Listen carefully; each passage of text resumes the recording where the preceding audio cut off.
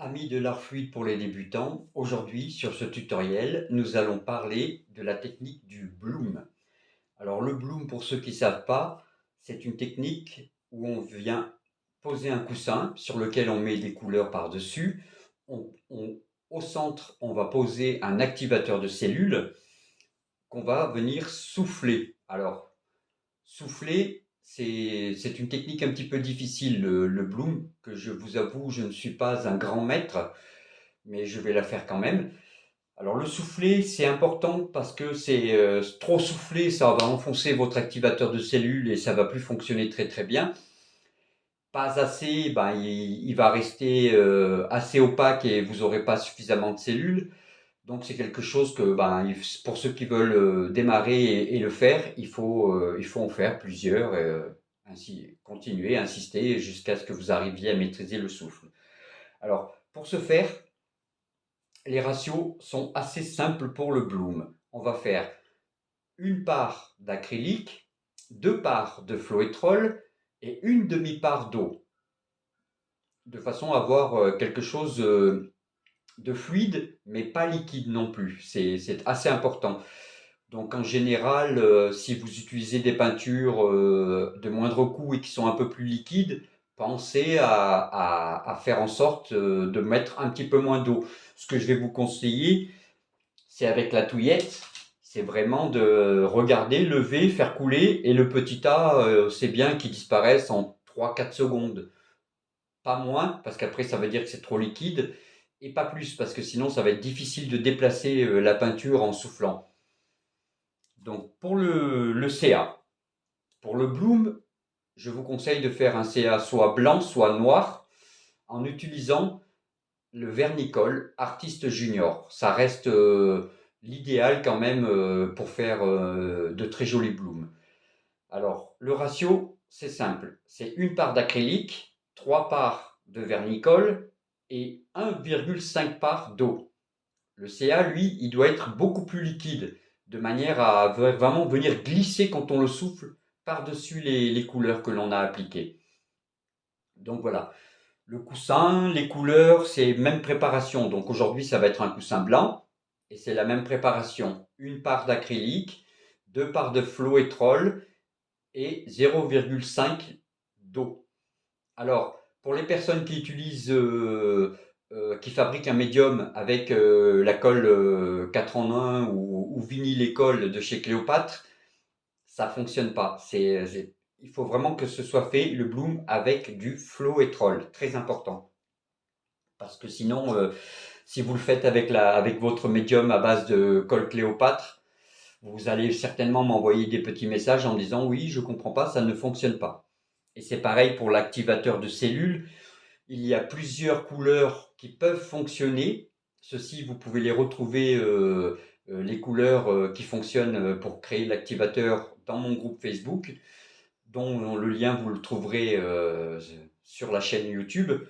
Mais en général, il faut utiliser le blanc de titane et le noir oxyde de chez Amsterdam. Ça ne fonctionnera pas avec un blanc d'une autre marque, donc, ou un noir d'une autre marque. Donc là, c'est pareil. Veillez à vraiment, si vous faites du blanc et du noir, utilisez la marque Amsterdam. C'est très important. Sinon, vous allez acheter le vernicole pour ceux qui débutent. Vous allez le préparer avec votre blanc habituel de chez Action ou de je ne sais où. Et ça ne va pas fonctionner. Et là, pareil, vous allez m'envoyer un message. Je ne comprends pas, ça n'a pas fonctionné.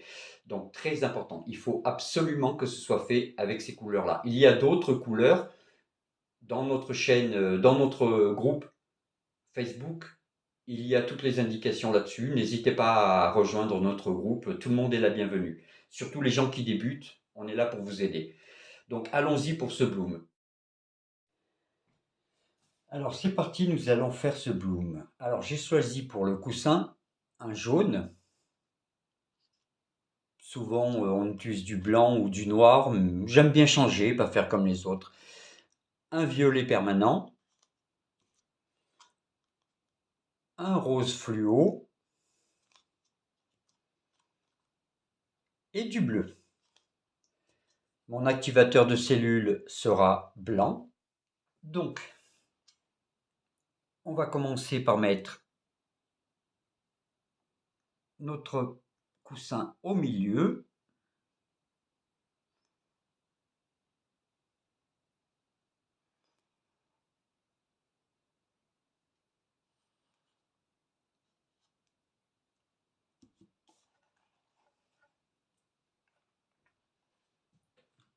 Voilà. Alors, on pense toujours à chasser les petites bulles. Alors ensuite, on vient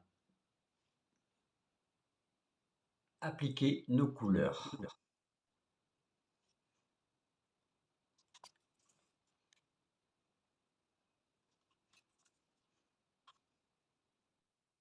L'application des couleurs peut être de la manière que vous le désirez. Ça peut être plusieurs tas au milieu et ça va s'élargir, comme ça peut être en zigzag, comme je viens de le faire. C'est tout à chacun de voir ce qu'il désire.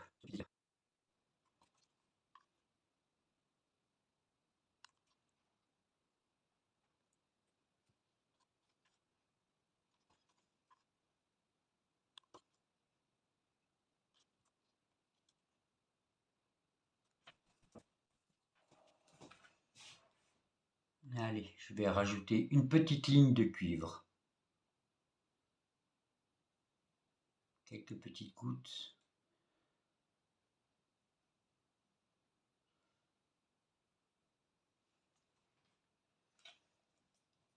Voilà.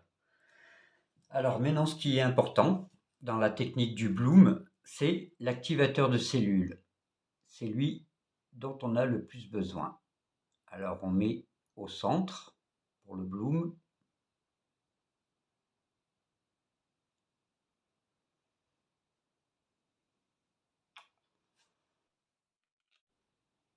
Alors comme on peut le voir, c'est ce qui détermine s'il est suffisamment fluide. Ça crée une auréole autour de l'activateur. Ça, c'est indicateur que la fluidité est plutôt correcte pour cette technique.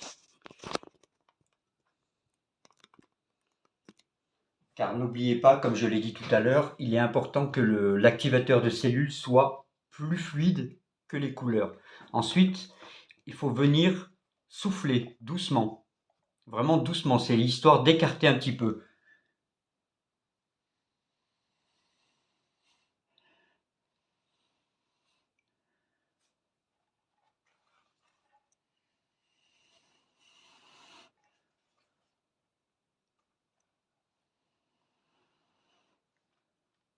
On laisse revenir un peu au centre.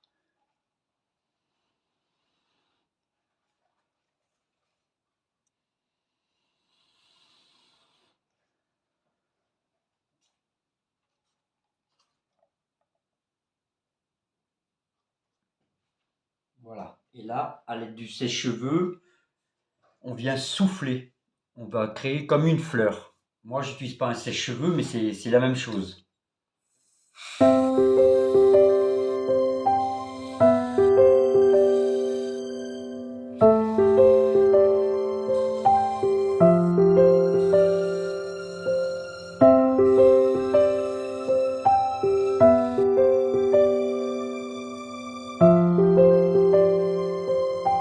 Les cellules se révéler avant de faire tourner.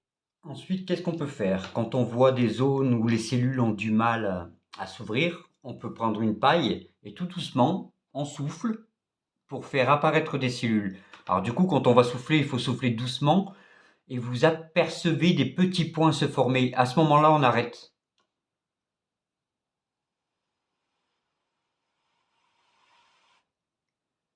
Hop, là, j'ai aperçu des petits points se former. On arrête. Ils paraissent petits, mais ça veut dire qu'ils vont s'ouvrir.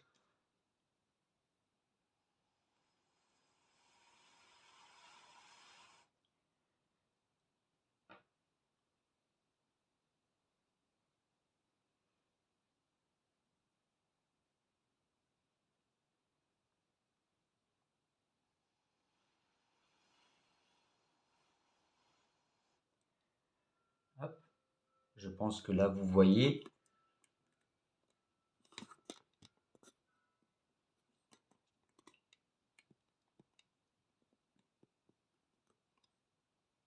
aperçoit les petits points, ils se sont ouverts. Et là, je vais les laisser tranquilles encore un petit peu. Et petit à petit, ils vont s'écarter, s'ouvrir. Et quand on va faire tourner la tournette, à ce moment-là, les cellules vont un petit peu plus grandir.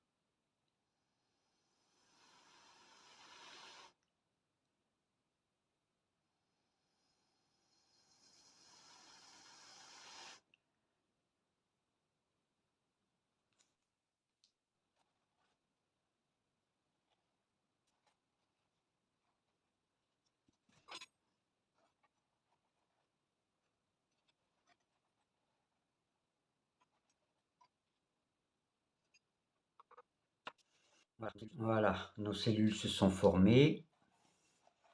Maintenant, nous allons étirer à l'aide de la tournette. On peut appeler ça aussi spinner, puisque beaucoup aiment parler en anglais, malgré que l'on soit en France. Un petit coup de chalumeau, on enlève un maximum de petites bulles.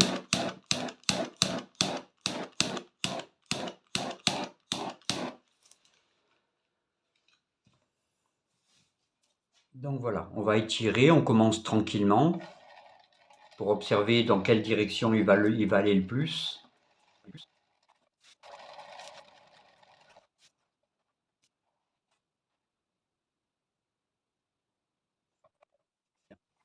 Tiens, on va travailler autrement aussi. J'ai pas pensé à. Alors on peut travailler aussi de la façon où on va venir, voyez, donner un petit peu comme un aspect de fleur.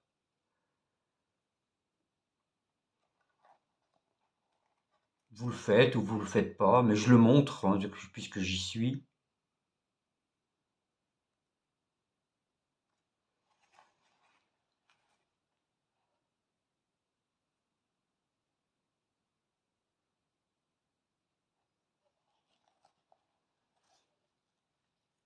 Ça peut donner des petits effets sympas.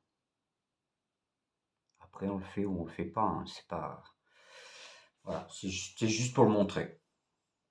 Ça peut donner des, voyez, un petit effet de pétales qui peuvent être sympathiques. Donc on continue à tourner ou spinner.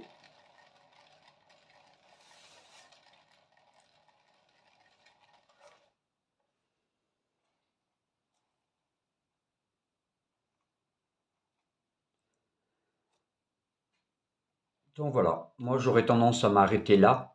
Beaucoup écartent complètement pour remplir l'intégralité de la toile. Mais je trouve que ça peut être dommage parce que c'est, par exemple là, je note une forme assez agréable. Et voilà qu'un mouchillon est venu se poser sur la toile, bien sûr. Plus qu'à l'enlever. Où il est? Pinaise. Tout.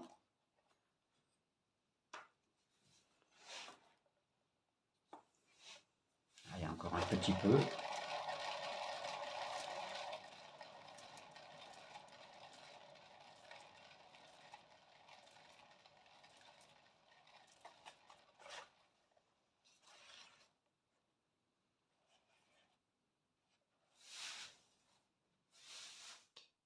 Donc voilà, amis de l'art fluide, le petit tutoriel. Voyez. Alors là, on va y aller un petit peu plus près, que vous puissiez mieux voir. Voilà ce genre de cellules que l'on peut obtenir. Alors là, cette zone-là, par exemple, on va plutôt appeler ça des lassages. Les cellules, ça va plutôt être ces zones où on a des ronds bien déterminés. Ouais. Voilà. Je trouve que le coussin jaune donne de la clarté à l'ensemble.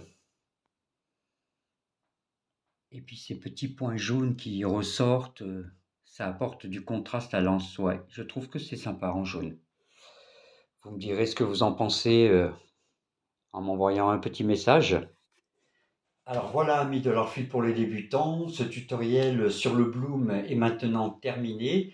J'espère que le résultat vous plaît et que vous avez trouvé le tutoriel intéressant et que j'ai su vous expliquer correctement la technique du Bloom, car c'est, comme je le dis, c'est pas une technique forcément très évidente. Ce qui n'est pas évident dans la technique du Bloom, c'est le départ, c'est-à-dire le moment où on va souffler pour élargir un petit peu. C'est vraiment ce moment-là. Si vous soufflez trop fort, ça va rentrer votre activateur de cellules trop profondément et vous n'obtiendrez pas de belles cellules. Et voilà. Et après, c'est aussi ce côté de n'insistez pas immédiatement à vouloir obtenir de jolies cellules ou de beaux lassages tout de suite, parce que pensez bien que l'activateur de cellules continue à faire son travail. Vous allez voir quand je vais vous faire le gros plan là maintenant, et vous allez voir que le centre a totalement changé par rapport au tout début où il y avait beaucoup de blanc. Maintenant, on distingue beaucoup moins d'activateurs, puisqu'il est constamment en train de travailler. Donc voilà, c'est très important ces parties-là. Mais en tout cas, si vous avez aimé ce tutoriel sur le Bloom, n'hésitez pas à me mettre un petit j'aime et puis abonnez-vous à la chaîne. Et pour ceux qui débutent, comme je le dis tout le temps, n'hésitez pas à rejoindre notre groupe sur Facebook. Il y a le lien sur ma page, vous le trouverez sans problème. Et vous êtes les bienvenus parmi nous dans notre groupe de bienveillance et d'entraide. Donc voilà. Merci à tous et à très bientôt pour un prochain tutoriel.